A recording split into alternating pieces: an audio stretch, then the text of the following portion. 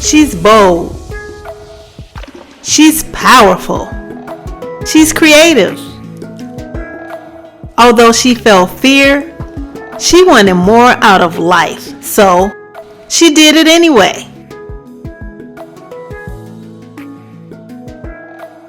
Hello, everyone. My name is Dr. Marsha Carter McLean, and I am a grandma. I am CEO and founder of Grandmas 2.0. Now, I don't usually tell my age. What I tell is that I'm 26 and holding, okay? But for you, Sharon, and my age is 67. How you like me now? I am a professor. I teach teacher education. Most of my classes are online. I teach students that work with young children in child care centers, Head Start programs, and child development centers, and some family child care homes as well. I am a grandmother of 7. The youngest is 18 months. The oldest is 20. And I am living my life out loud, honey. Yes, I am trying to have all the fun in my life that I didn't have earlier when I was raising my kids or when I was going to school or whatever. So I am now, as Dr. Joel Osteen says, I am getting my life back. Okay. You know, we say I'm living my best life. I'm getting my life back. So I am, one of those people that decided that I wanted to have some fun in my life. What is Grandmas 2.0, right? It was definitely a passion project for me. I lived in DC. It was summer, spring, something. I was riding around with my little Mini Cooper. And it was convertible. So my top was down, my hair was flying. I was just having a good time. My music was going, I had my sunglasses on. And so I got out of the car and these ladies said, "Girl, you are doing the doggone thing." And I said, "Hi, ladies, how y'all doing?" And so we were walking to the gym and they said, "So who are you?" And I told them who I was. And I said, "Yeah, I'm a grandma." I said, "I came over here to talk to my daughter, to tell her something about the grandkids or something." And they were like, "A grandma? You don't look like a grandma. You don't act like a grandma." And I said, "Well, what does a grandma look like and act like?" So people kept asking me that. And I was like, that's interesting because I think society has the wrong idea, for lack of a better word right now, about grandmas, because society believes that, when we think of grandmas, we think of an old woman, boobs hanging down, decrepit, bent over, aching pain, all these negative kind of things, right? And I'm like, no, I'm not that person. So, and I don't want to be seen that way. And then the other part of being a grandma is people see us, people don't see us. It's like we're invisible, right? We don't count. "Oh, grandma take care of the babies. Oh, don't worry, grandma, she's a built-in babysitter." No, that is not it. I'm not doing that either. Now, that doesn't mean that I don't spend time with my grandkids, because I do. I love them. I enjoy them. But I'm not the built-in babysitter. So society has this kind of warped idea of what grandmas are supposed to be about. The other part of that is not only are we invisible, not only are we, supposed to be the built-in babysitter, but we're also supposed to be the financiers. So everybody, "Oh, grandma, I need some money. Grandma, I'm a little short. Grandma, I need, So we're not bankers either. That's not what our role is in the family. And so when I started thinking about it, I was thinking about how can we change the game? How can we change how people see grandmas? Because today's grandma are totally different from grandmas of the past. Now, grandmas of the past, maybe they did, have the babies around the, like sitting on the porch with all the babies and that sort of thing. Yeah, grandma did all those things. Grandma took care of everybody but herself. But today's grandma is different. We are taking care of ourselves first and foremost, and then we might help take care of everybody else as well. But we're into our health and wellness. We're really thinking about not only our health and wellness, but our spiritual life as well. We're thinking about our emotional life. We're focused on our social life. We're even focused on occupation, because a lot of us still work, and we work because we want to. And so that became something that I was really focused on. And I started doing during COVID. I started doing these activities, these online activities with different women who were grandmas. I realized I think I've got something here, because we talk a lot about women empowerment. We talk a lot about women over 40, women over 50, women over 60, all of that. But we don't always talk about grandmas. I think that's a subgroup of women that really women kind of ignore you. We ignore each other on that in that sense. And so that was something that I wanted to do. And since 2020, we did a National Gorgeous Grandma's Day. And I don't know if you guys even know about that or not, but that happens July 23rd of every year. And we did an event where we had grandmas nominate themselves, or other people nominated them, and we gave them prizes and gifts. We had a few sponsors that helped them out, and it was a beautiful event. We gave them crowns, we gave them a gift box, those that won, and that sort of thing. But we turned it into something special, all about grandmas. And so this now has turned into a business for me. And we're doing podcasts. We're doing a fashion show where the only models are grandmas. Okay, so grandmas are taking center stage. It's almost like a debutante, like the second coming of grandmas. And I call it 2.0 because it's like, when we think about technology in the 2.0 version of something, it's like an advanced version. It's a better version. It's a more enhanced version or improved version of yourself. So grandmas, this is our time to be the 2.0 version of us, to be whoever we want to be. Maybe it was something that we put off. Maybe we wanted to go to film school. Maybe we wanted to go back to college. Who knows? But whatever it is that you want to be, this is your time to be it. This whole thing about Grandma's 2.0 makes me feel so very good. And here's the reason why. It makes me feel good because I feel like I'm contributing not just to myself, but to grandmas. And these are grandmas across the globe, not just in the United States, not just grandmas that look like me, but grandmas in general. When we did the National Gorgeous Grandma's Day, for example, we had internet grandmas from around the world who were a part of this. It was phenomenal. And it is very rewarding to me that I can do something to help people feel good about who they are. I remember telling a young lady I was getting a car to go out of town.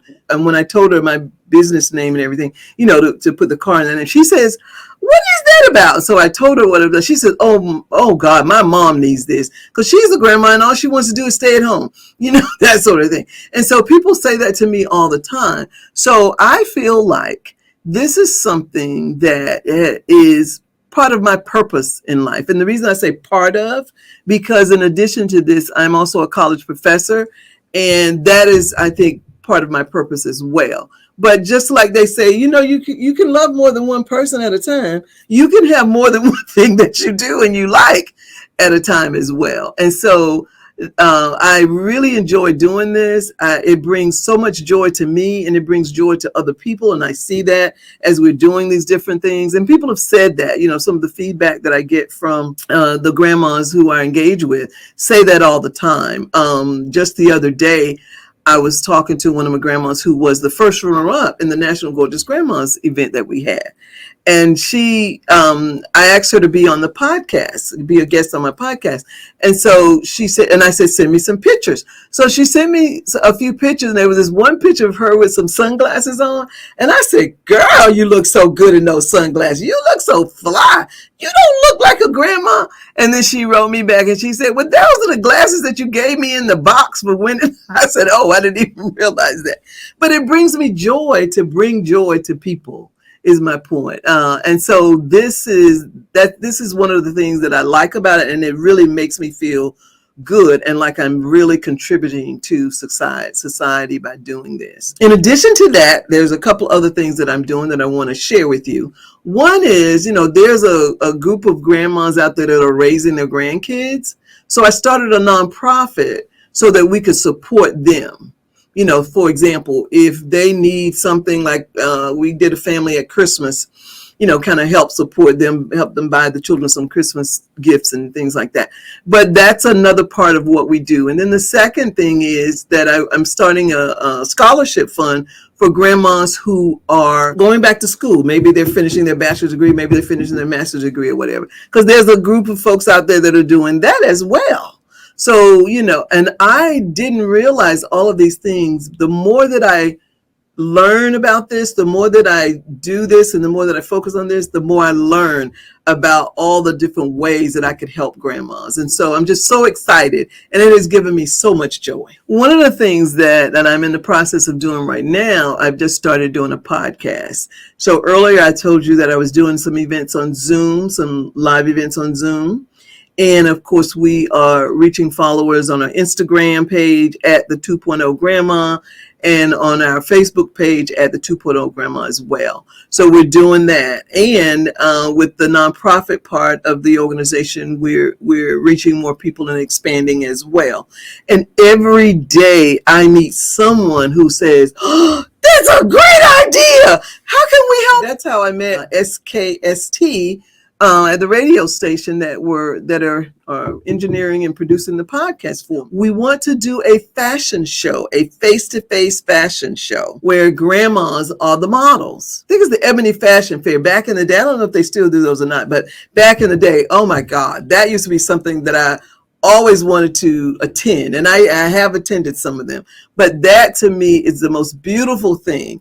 And I met a young lady in Columbia, South Carolina, who does fashion shows. And I asked her about partnering with me to teach grandmas how to present themselves in the fashion show, how to do the runway walk or whatever, So we're going to do that. And then we are talking about doing a virtual conference with women in general, and of course, grandmas as well.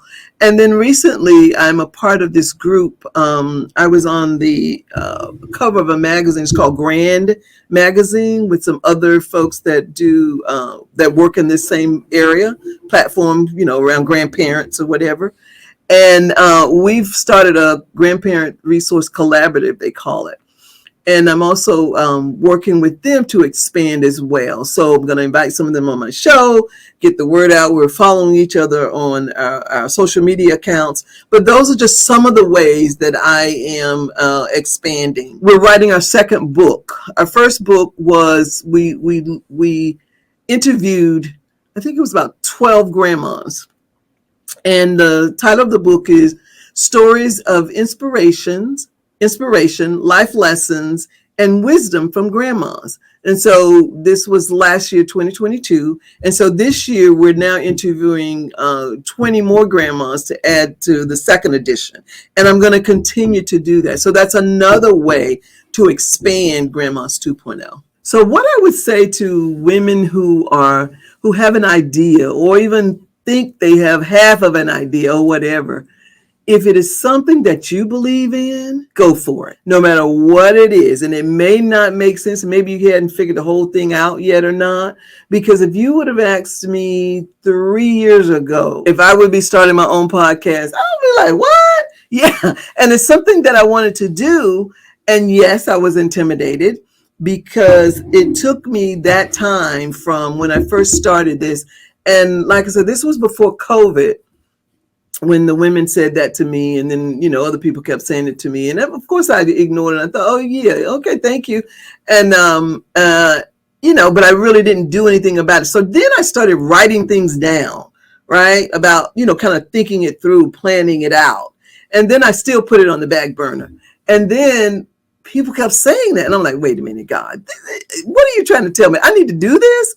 And so I did. I started doing it. Young lady who I was mentoring, she's a early childhood teacher. And so she asked me to be her mentor. And she said, I'm going to start a podcast. And I said, well, I can't help you with that. She said, no, I don't want you to help me with that. She was just saying, I'm telling you that. And I said, okay, that's interesting. And I said, well, do you have any background? She said, no. And I said, well, what are you going to do? She said, well, I'm just going to learn as I go. And I said, oh, interesting. And so the idea in her mind, or in my mind, when she said that, was, it doesn't matter. If you have an idea, it doesn't matter that you get it perfect.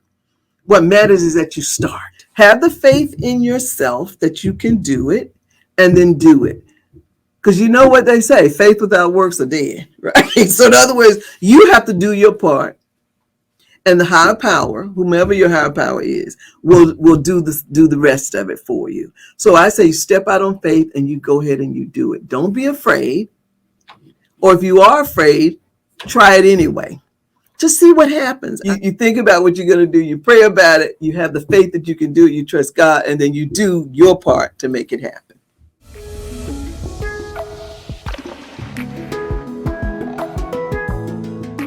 She did that.